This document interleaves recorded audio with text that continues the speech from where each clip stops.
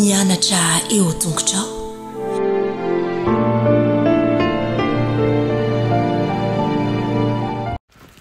Faly miarabantsika tsirairay avy indray tratra ity fandraisana ny lesona ho an'ny lehibe ity amin'ity alahady ity manona ny fahasoavan'ny tompo aminao ihany koa ary mirariny so indrindra ho anao amin'ity fotoana manokana ity. Alohan'ny dirantsika ny amin'ny lesona an'io dia vavaksika. Ry Andriamanitra tsara indrisan-danitra atolotra ianao ny dera ny lasa ny antsa sy ny voninahitra. Sotra anao izay famena an'izao fotoana manokana izao indray ahafahanay mandray ny teninao.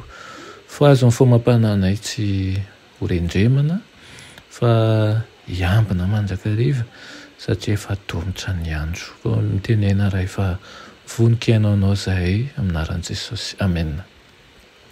Teny lesona antsika androany dia manao hoe fanitsehny tena manao fanambarana indray Jaona mpanao batisa. Voazava ao amin'ny lesona faharoa moa fa nataonan'ireo mpianatra voalohany i André sy Jaona, i Petera ary i Filipo sy Natalaela eo amin'i Jesosy ny fanambarana ataon'i Jaona mpanao batisa. Mety hevitra isika fa efa nanao ny fanambarana i Jaona mpanao batisa ka tsy eo ihany ny anjarany ao amin'ny tantara. Tsy izany anefa fa mbola voaresaka miverimberina ny momba azy amin'ny filazantsarany Jaona. Misy fifandirana teo amin'ny mpianatry Jaona sy jiosy anankiray momba ny fanadiovana. Azo inoana fa mikasika ny fanaovam-batisa izany. Mahaliana fa rehefa nanatona ny Jaona ny mpianana tsy salasalana fa ny mba hitady vahaolana dia nitoroka ny Jesosy izy nanao hoe raby io ilay tany aminao tany andafin'ny Jordana izay nambaranao indro manao batisa izy ary ny olona rehetra manatona azy. Tsy sarotra maminaviana ny tao an-tsain'izy ireo. Nialina ny Jesosy izy noho ny amin'ny tompony sy ny tenany. Azony Jaona natao koa ny nampanjaka ny fialona natao am-pony saingy tsy nataony izany satria fantany ny asa nanirahana azy.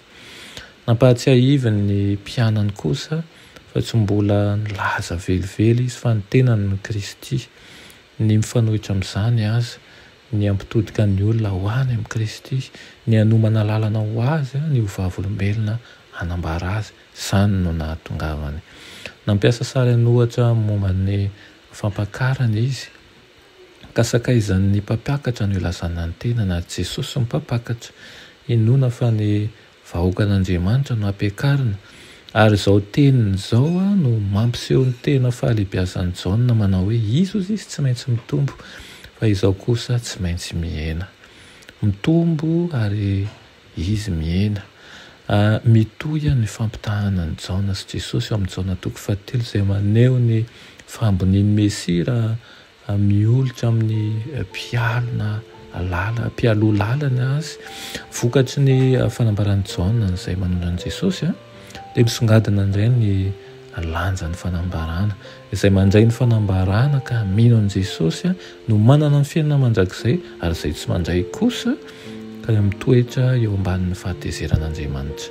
Voasoratra izany tian'Andriamanitra tokoa izao tontolo izao ka ny rano ny zanany hanavitra n'izao tontolo izao izay mandany fanomezana tolotra azy kosa dia tsy maintsy andoha ny saziny fahotany-tenany dia ny fahafatesana mandrakizay.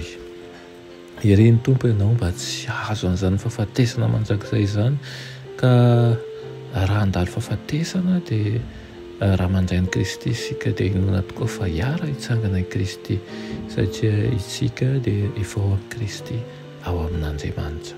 Amen. Ianay tsara indrisan'Andriamanitra mbola misaotra anao izay eny amin'izany tenao izany dia irianay tokoa ny anana izany fanetretenana ny Jaona izany tsy rere izay nanambony tena satria fantatray fa avy aminao ny fahefana rehetra.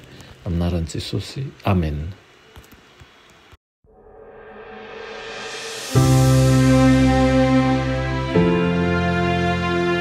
Mianatra eo an-tongotry Jesosy isan'andro.